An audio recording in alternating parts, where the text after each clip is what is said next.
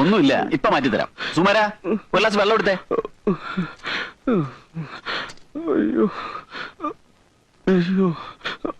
ഇത് കഴിച്ചോളൂ.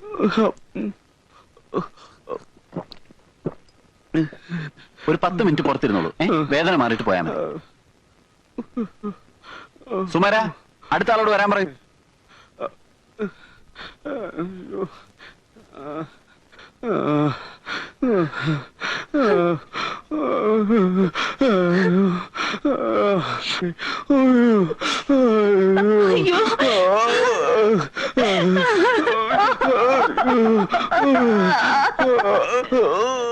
എന്താ എന്താ നിങ്ങളൊന്ന് ബഹളം വെക്കാതിരിക്കുക, ഞാനൊന്ന് നോക്കട്ടെ. ഒരു ചെറിയ വയറുവേദന മാത്രമേ ഉണ്ടായിരുന്നുള്ളൂ. ഇയാൾ കൊടുത്ത ഗുളിക കഴിച്ചപ്പോഴേ കുഴഞ്ഞു വീണത്.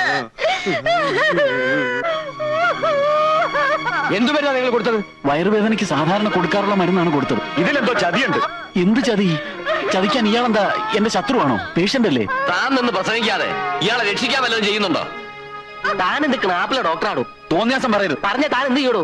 ഇവരൊക്കെ കാണിച്ചിട്ട് വീണ്ടും ഞങ്ങളുടെ തലയിൽ കയറുന്നു. ഷട്ടാണ് എവിടുത്തെ ഡോക്ടറാണോ? നിങ്ങൾ ഇങ്ങനെ ബഹളം വെച്ചിട്ട് എന്താ കാര്യം? പെട്ടെന്ന് ഇയാളെ രക്ഷിക്കാൻ നോക്ക്. മെഡിക്കൽ കോളേജിലേക്ക് എടുക്കാം. ഇയാളുടെ അടുത്തൊക്കെ വന്നാൽ നമ്മളെ വേണം തന്നെ.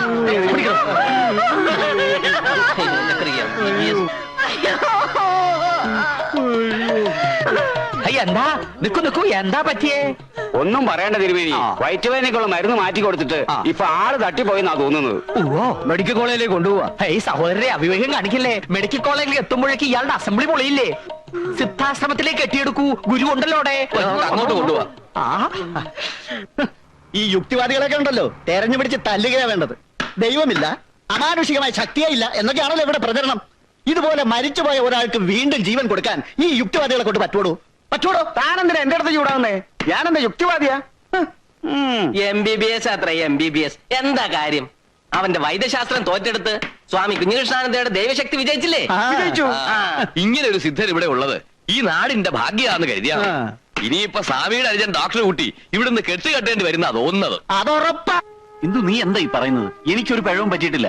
ഞാൻ അയാൾക്ക് കൊടുത്തത് വെറും ബെറാൽഗന. അത് കഴിച്ച് ആരും ബോധം കെട്ട് വീണ ചരിത്രവും ഇല്ല. പിന്നെ ഇത് ഇങ്ങനെ സംഭവിച്ചു? എനിക്കെങ്ങനെ അറിയാം? ഈ പൊതുജനം കഴുത തന്നെയാ. ഒരു കൊലപാതകയെ നോക്കുന്ന പോലെയാണ് ആളുകൾ ഇപ്പൊ എന്നെ നോക്കുന്നത്. എനിക്ക് ഇഷ്ടമില്ലായിരുന്നു ഇവിടെ പ്രാക്ടീസ് തുടങ്ങാൻ. അച്ഛന്റെ ദുരഭിമാനത്തിന് വഴങ്ങിക്കൊടുത്തതാണ് അബദ്ധമായത്. ഈ വല്യേട്ടൻ എവിടുന്നോ ആരുടെയോ വരം കിട്ടിയെന്ന് പറയുന്നത് നേര് തന്നെയാണോ? നിനക്കെന്താ വട്ടുണ്ടോ? അങ്ങനെ വരം കിട്ടി ചികിത്സിക്കാമെങ്കിൽ ഈ ലോകത്തുള്ള മെഡിക്കൽ കോളേജുകളോ ആശുപത്രികളോ ഒക്കെ അടച്ചുപൂട്ടാലോ. തട്ടിപ്പാ, വെറും തട്ടിപ്പ്. ആ ബോധക്ഷയക്കാരൻ എനിക്ക് സംശയമുണ്ട്. ചിലപ്പോ ഇതൊരു ഒത്തുകളിയാവും. അയാളെ മാത്രമല്ലല്ലോ, ദിവസേന എത്ര പേരെയാ വല്യേട്ടൻ ചികിത്സിക്കുന്നത്? അങ്ങനെ മുഴുവനും ഒത്തുകളിക്കാൻ പറ്റുമോ? എന്തോ എനിക്കൊരു എത്തും പിടിയും കിട്ടുന്നില്ല. ഞാനിനി എന്ത് ചെയ്യുന്ന? ഉണ്ണിയേട്ടൻ മനസ്സ് വിഷമിപ്പിക്കാതെ. കുറച്ചു ദിവസം കഴിയുമ്പോ എല്ലാം നേരെയാവും. വെളുക്കുമ്പോ തൊട്ട് അച്ഛൻ ഇപ്പൊ വല്യേട്ടന്റെ ആശ്രമത്തിലോട്ട് നോക്കി ഒരേ ഇരിപ്പാ. ഇനിയിപ്പോ അത് തന്നെയാവോ ഏട്ടന്റെ ഉദ്ദേശം? എന്ത്? അല്ല, അമ്മാവന്റെ ശ്രദ്ധ ക്ഷണിക്കുക.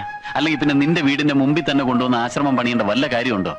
നിന്റെ അച്ഛൻ കൂറുമാറുവോ? അച്ഛൻ മാത്രം കൂറുമാറിയിട്ട് എന്ത് ചെയ്യാൻ? അല്ലേലും വല്യേട്ടൻ അങ്ങനെയുള്ള ഒരു ചിന്തയുണ്ടെന്ന് തോന്നുന്നില്ല. എന്നെ കണ്ടിട്ടൊന്ന് ചിരിക്കാവട്ടെ, ഒന്ന് മിണ്ടാവട്ടെ, ഒന്നും ഉണ്ടായില്ല. തനി ഒരു സന്യാസിയുടെ മട്ട് തന്നെ. അതാ വരുന്നു.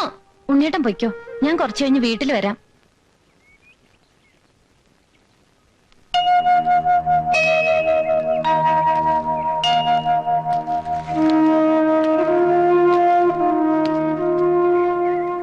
ഉണ്ണിയില്ലേ? ഉണ്ട് സാർ. ഉറങ്ങുക. വിളിക്കണോ? വേണ്ട, ആരും വരാണ്ടായി. ഒരു മുறை വന്നൊരു പാതായ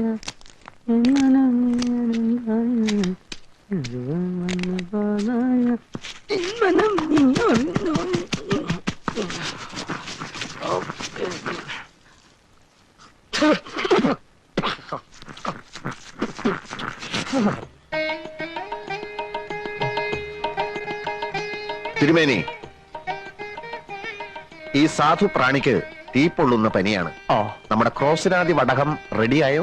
ക്രോസിനാദി വടകം റെഡി ആയിക്കൊണ്ടിരിക്കണു. 6 നേരം വിഴുങ്ങാനുള്ളത് എടുത്തു കൊടുത്തോളൂ. അടിയൻ. 2 നേരം കഴിച്ചാൽ തന്നെ പനി മാറും. എന്നാലും മരുന്ന് നിർത്തണ്ട. ഈ ക്രോസിനാദി വടകം എന്ന് പറയുന്നത് 17 പച്ചമരുന്നുകളുടെ ഒരു അപൂർവ സംഗമ. ഒരു കാര്യം മറക്കണ്ട, പരമാനന്ദ ഗുരുവിനെ മനസ്സിൽ ധ്യാനിച്ച് വേണം സേവിക്കാൻ. എഴുന്നേറ്റോളൂ. അടുത്ത ആള് വരൂ.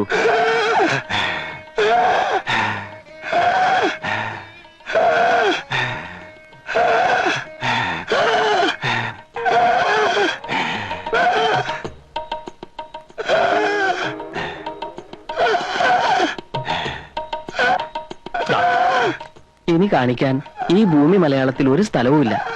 ഓരോ മരുന്ന് കഴിക്കും തോറും വലിവ് കൂടാന്നല്ലാതെ കുറയണില്ല. കുറയില്ല. മുജ്ജന്മ ബാബ, ഇപ്പോഴെങ്കിലും ഇവിടെ എത്തിയത് ഭാഗ്യായി. ഞാൻ ഏറ്റു.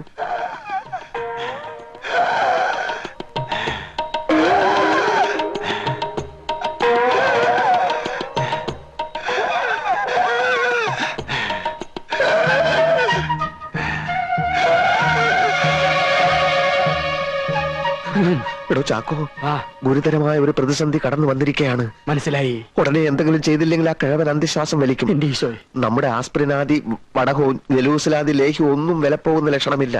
ആസ്മയുടെ വലിവ എന്ത് ചെയ്യും? ആസ്മയുടെ വലിവാ എന്ത് ചെയ്യും?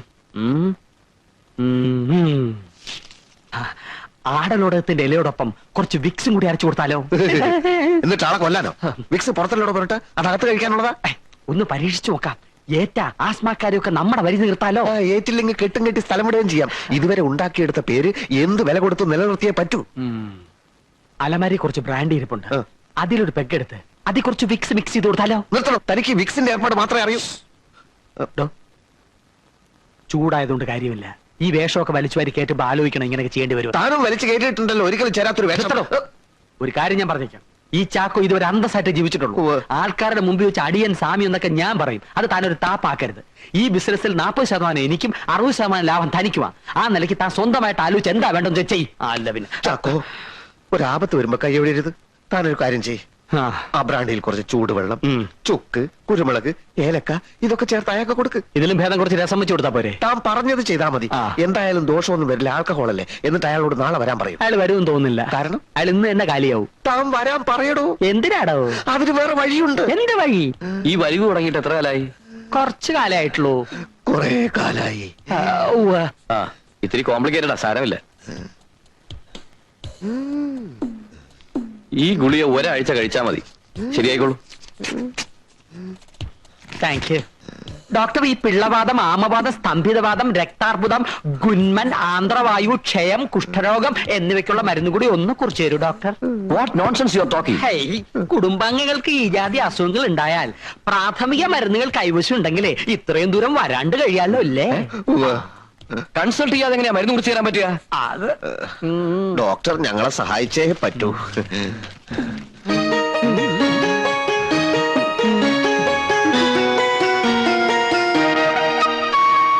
എന്തിനാ ഇത്രയും മരുന്ന്? കൂട്ടുകുടുംബാണേ. 60 അംഗങ്ങളുണ്ട്. ആർക്കൊക്കെ എപ്പോഴാ പനി, വയറുവേദന, ഛർദില് വരുന്നെന്ന് പറയാൻ പറ്റില്ല. ഇപ്പൊ തന്നെ 10 പേര് ആശുപത്രികളുണ്ട്. ധൃതിയുണ്ട്. പണം എത്ര വെച്ച് പറയാ.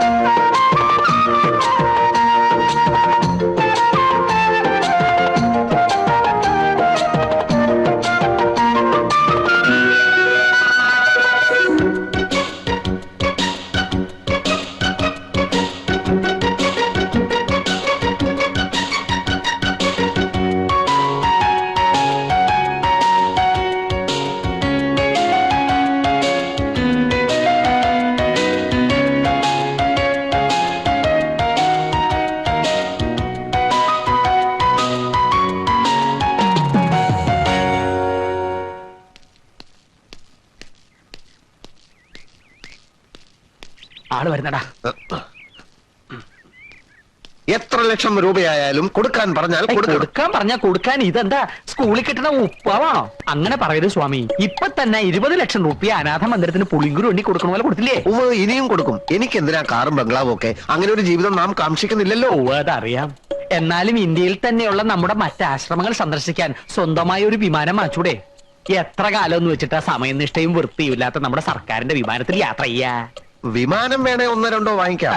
ബാക്കിയുള്ള കാശ് അനാഥ മന്ദിരത്തിന് കൊടുക്കാലോ. ഹേയ്, അനാഥ മന്ദിരത്തിലേക്കുള്ള കൊടുപ്പും നിർത്തിക്കൂടെ? ഏതാനും ചില ലക്ഷങ്ങൾ സ്വാമിയുടെ ബന്ധുക്കൾ കൊടുത്തൂടെ? എനിക്ക് ബന്ധുക്കളും. ലൗകിക ജീവിത കാലത്ത് ഞാനൊരു പെൺകുട്ടിയെ സ്നേഹിച്ചിരുന്നു.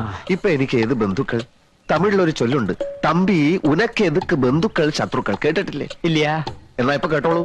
നടപ്പിന് ലേശം വേഗത കൂട്ടുക. കാത്തിരിപ്പുണ്ടാവോ രോഗികള്? ഓ ആ